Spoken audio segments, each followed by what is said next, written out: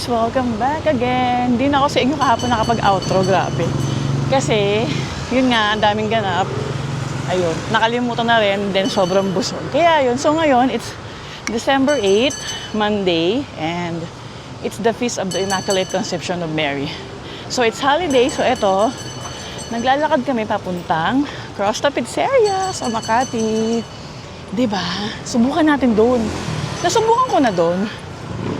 Actually, parang last month lang or 3 weeks ago. Ang sarap.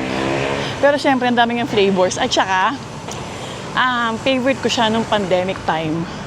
Pandemic era. Yeah, super favorite ko yun. Kasi nag-ano ako ng vegan. So, na-discover ko, mayroon silang vegan pizza. Sobrang sarap. Grabe. Kaya yun. So, eto, lakad lang kami. At saka maganda yung weather. Hindi siya mainit. Malamig-lamig siya kahit papano. And yun nga, walang pasok. So, wala masyadong sasakyan and walang traffic. So, at least, di ba, nakapag-exercise din tayo. So, ayun, let's go. Punta na tayo ng Costa. Ayan. Dito na kami. Ayan guys, oh. Sarap maglakad, di ba? Wala masyadong sasakyan. Wala masyadong tao. Sa lagay na yan, ah. Pag kasi may pasok, grabe. Ako. Sobrang daming sasakyan and traffic. Kaya yun. So, let's go. Malapit na siya sa amin. Mga ilang kilometers, baby, yung sinerch mo? 1.7 lang, di ba? 1.7 kilometers lang siya, guys. Malapit na malapit lang. Oh, this is our favorite. Ayan, Tastes from the Greens. Ayan ang aming favorite milk tea shop. Super favorite. Parang 5 years na or more than. No, more than na pala. Bago pa mag-pandemic. Ayun ang pinaka-favorite namin ni baby na milk tea. Because of the cream puff. Ayun. Ayan na guys, ito yung hotel na ayan. Yung may pool na kita yung ilalim. Ayan. Ayun. So ngayon, lakad lang tayo. Sobrang lapit niya lang. Excited na ako. Gutom na kami. Ayan. Kasama na naman ang bata to. Of course, hindi may iwan. Gutom na kami guys. Hindi pa kami nag-lunch and breakfast. Ito na siya guys. Andito na tayo sa Costa. Ano lang siya? Along HB de la Costa Street. Ayan. Katapat ng Park Regent. Ayan. Palatandaan nyo. Tapos, or katabi siya ng Liberty Center. Ayun. Madali naman tandaan. Ayan. So, ayun na. Let's go. We're so excited. Gutom na kami sobra. Ayan. Maraming kainan dito. Ito na yung Costa. Katabi nga rin si Uncle John's. Ayan. Tapos may wholesome table ito. Yan, that one. Yung maraming tao dyan. Maliit lang yung kanilang inside dining, no? Tapos wala silang outside dining. Uupo ka lang sa mga ganyan. Kaya yun.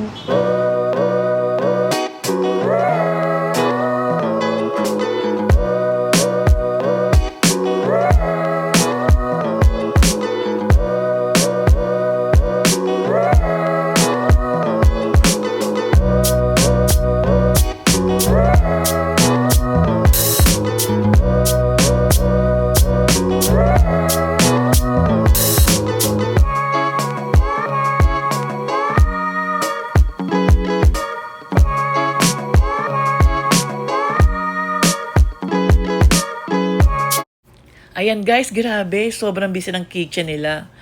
Ang dami nilang order. From Grab, Foodpanda, tapos meron din silang advance order from website nila. Ayan na guys, yung menu, pakita ko sa inyo. Ayan, bali ang pinaka-cheapest nila is, I think around 350 pesos. Ayan yung kanilang mga menu. Pupipiyok pa ako.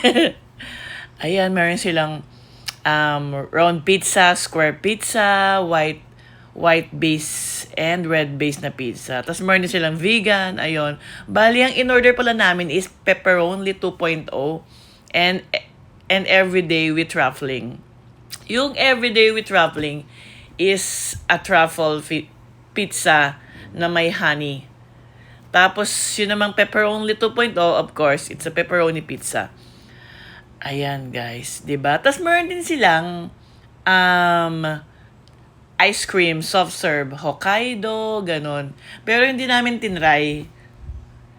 Maybe next time na lang. Ayun, kasi 'di ba? Gusto namin mag-concentrate muna sa pizza. Kaya yun guys, so, ito na nga yung order namin. Ayan na, yung truffle. Sobrang sarap yan guys, as in, grabe. Plus, lagyan mo pa ng honey. Ay, siya, the best. Tapos, itong pepperoni 2.0 din. Ang sarap din itong pepperoni pizza. Grabe. Pepperoni pa lang, oh my God, swak na. Ang sarap. Ayan na guys, kakainin na namin. We're so excited. Ayan si baby. Ang sarap kasi guys nung kanyang bread itself. Sardo kasi yung gamit nila. So, grabe talagang sarap. Promise. Lalo pag bagong luto. Ayan. Ayan. Tapos yung pepperoni nga, talagang legit na pepperoni. Medyo maalat nga lang, pero ang sarap talaga. Tapos, nilagyan pa ni baby ng chili oil. Ay, wow. With chili flakes, ang sarap. Ayan. Sarap na sarap siya. Diba? Yun nga lang guys, ang sikip nung place, ang liit. Yun. Kaya, hirap na hirap kami sa mga life namin dyan. Tignan nyo ako habang kumakain ako. Hindi ko na malaman yung pwesto ko. Ayan o. Kasi nga, sobrang cramp. Yung area nila, maliit lang. Sana mag-extend sila, di ba? In the future. Ang sarap yan, guys. Ayan na yung everyday, ano ba yan? Truffle pizza. Everyday with truffling. Yun yung pangalan niya. Ayan, guys. Tapos nilagyan ko pa ng honey. Sobrang sarap.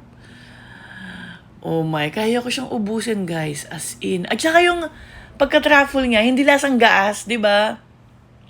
Ang sarap. Hindi super tapang. Ayan, oh my. Ang sarap talaga, guys. Grabe. Diba?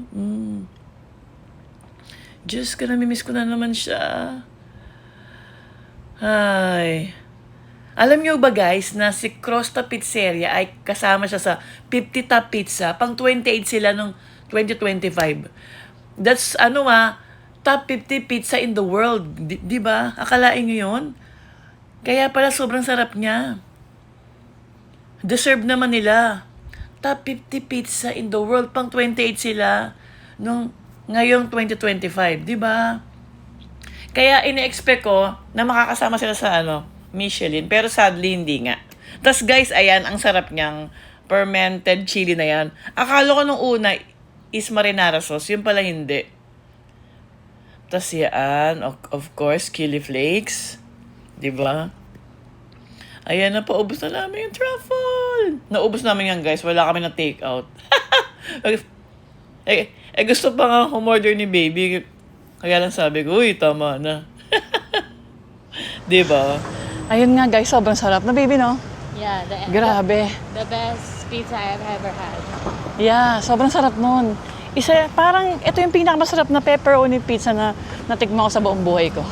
Bali pala guys, ang in-order namin is pepperoni 2.0 and yung isa, yung truffle with honey. Parehong masarap, panalo. Tapos yung sa pepperoni, yung pepperoni itself niya palang sobrang sarap na no? Diba? Yung mismo pepperoni nga no? Maalat nga lang guys. Ang sarap kasi ng bread. Yung bread talaga yung nagdala as in. Yeah, sobrang sarap ng crosta guys. Try nyo. Kaya nga, medyo nalungkot ako nung hindi siya nakasama sa Michelin, no? Kahit man lang selected sana, yeah. Kasi masarap talagang pinag-isipan maigi. Tapos yung bread mismo, yung crust, grabe.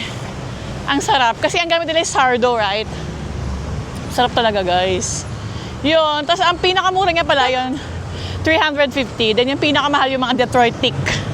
Yeah. Around 900, 800. Sarap naman yun, kaso nga lang, nakakaumay. Parang feeling ko medyo nakakaumay siya. Unless tatlo kayong kakain, yeah. So, ayun nga guys. Punta muna kami dito kay Don Lucky. Kain kami ng ice cream, ayan.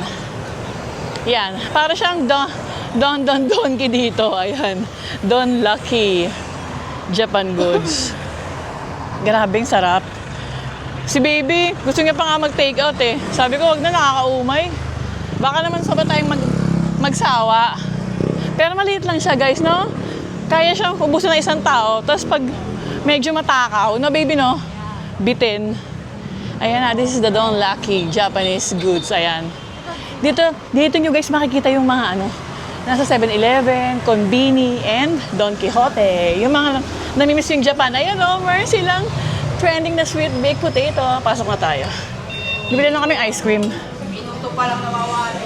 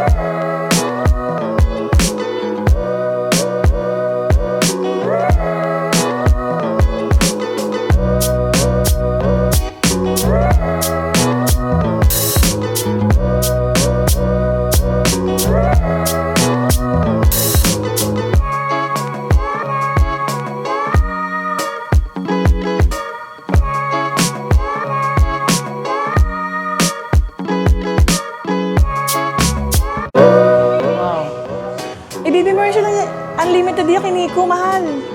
Wow. Ang mura, babe. Look, may wagyu.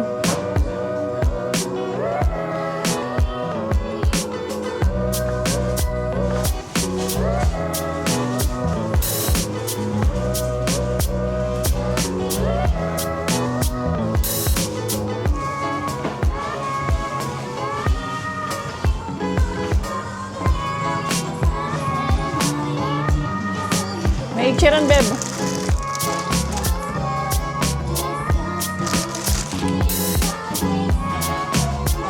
What's yours? I miss Japan. Ito yung kinain ko nung last na punta ko ng Japan. Matcha. Biscuit Crunch Choco Bar. Ayan. Sarap niyan, guys. Parang hindi siya zero sugar. Guys, ang sarap. Kakaiba. Pambata yung lasa. Iba ka talaga yung Japan. Grabe.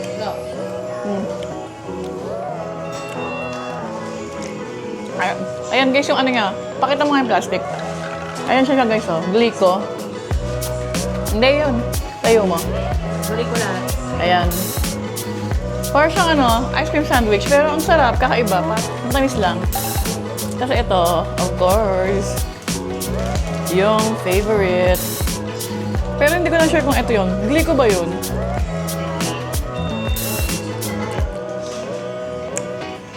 Okay lang. Vanilla flavor, oh. Pero guys, ang the best talaga ito. This is my favorite.